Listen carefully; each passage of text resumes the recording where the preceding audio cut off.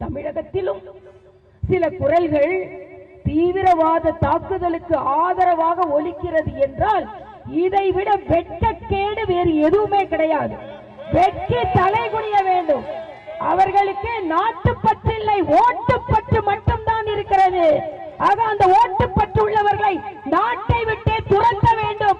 அவர்களுக்கு ஓட்டு கிடையாது என்பது என்ன மனநிலையில் இருந்தால் ஒரு சாமானிய குழந்தை கூட பாதிக்கப்பட்டால் நாம் துடிதுடித்து போவோமே. ஆனால் தேனிலவிற்கு போன தம்பதிகளை, பிரயாணத்திற்கு போன தம்பதிகளை, சுற்றுலாவிற்கு போனவர்களை சுட்டு வீழ்த்தி இருக்கிறார்களே, அவர்களுக்கு ஆதரவாக இங்கே தமிழகத்தில் இருந்து எப்படி குரல் ஒலிக்க முடியும் என்று நான் கேட்கிறேன். அந்த ஒலிக்கும் குரலுக்கு எதிராக பாரதிய ஜனதா கட்சி இருக்கிறது என்பதற்குத்தான் இந்த கூட்டம் இங்கே நாம் எல்லாம் கூடியிருக்கிறோம். சிந்து நதியில் தண்ணீரை நிறுத்தினால் உடனே இங்கே உள்ளவர்கள் தாகத்திற்கு என்ன செய்வார்கள் என்று கேட்கிறார்கள். அங்கே உள்ள பாகிஸ்தானை சார்ந்த ஒரு அதிபர் சொல்கிறார், அங்கே சிந்து நதியில் ரத்தம் ஓடும் என்று சொல்கிறார். நம் பாரத தேசம் என்ன சொன்னது என்றால் தண்ணீரும் ரத்தமும் ஒரு சேர ஓட முடியாது என்பதை தெளிவாக சொல்கிறேன் என்று சொன்னது. எல்லா மாநிலத்தையும் விட நமக்கு மனது வேதனையாக இருப்பது என்ன என்றால் பிரிவினை குரல் தமிழகத்தில் இருந்து ஒலிக்கிறது. போர்க்குரல் வேண்டும் என்றால் போர்க்குரல் வேண்டாம் என்று இங்கே இருந்து சில பேர் ஒதுக்கிறார்கள்.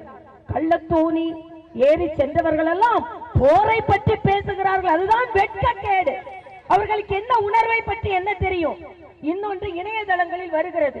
நான் மரியாதைக்குரிய முதலமைச்சர் ஸ்டாலின் அவர்களை மாநில தலைவர் நயினார் நாகேந்திரன் அவர்களோடு உரிமையோடு அவர்களின் கோரிக்கையோடு சேர்ந்து இங்கே வைக்கிறேன். அஸ்ஸாமில் யாரெல்லாம் இணையதளத்தில் இந்த பாரத தேசத்திற்கு எதிராக கருத்து சொன்னார்களோ அவர்கள் எல்லாம் தண்டிக்கப்படுவார்கள், அவர்கள் எல்லாம் கட்டுப்படுத்தப்படுவார்கள் என்ற ஒரு ஆணையை பிறப்பித்தார்கள். ஆனால் இங்கே ஒருத்தர் இணையதளத்தில் பேசுறாரு, பாவம் சிகிச்சைக்கு வந்தவங்களை கூட நீங்க திருப்பி அனுப்புவீங்களா? சிகிச்சைக்கு வந்தவங்களை திருப்பி அனுப்புவீங்களா? நான் சொல்கிறேன், இந்த பாரத தேசம் இந்த ஆண்டு மட்டும் 5000 விசாக்களை கொடுத்திருக்கிறது. அந்த அளவிற்கு மனிதாபிமானம் உள்ள தேசம். சிகிச்சைக்கு வந்திருப்பவர்களை திருப்பி அனுப்புகிறீர்களா என்று கேட்கிறார்கள். நான் கேட்கிறேன், சிகிச்சைக்கு கூட வழிவகை செய்யாமல், மருத்துவமனை உதவிகளை கூட மேம்படுத்தாமல், மருத்துவமனை வசதிகளை கூட மேம்படுத்தாமல் தீவிரவாதிகளுக்கு துணை போகிறது அந்த தேசம். அந்த தேசத்தை சார்ந்தவர்களுக்கு நாம் இரக்கம் காண்பிக்கலாமா என்று நாம் கேட்கிறோம். ஆக அந்த தேசம் அந்த மக்களுக்கு மருத்துவ உதவியை செய்யாமல் தீவிரவாதத்திற்கு துணை போகிறது என்றால் அந்த தேசம் நம்மால் நிச்சயமாக தண்டிக்கப்பட வேண்டிய தேசமாக இருக்கிறது.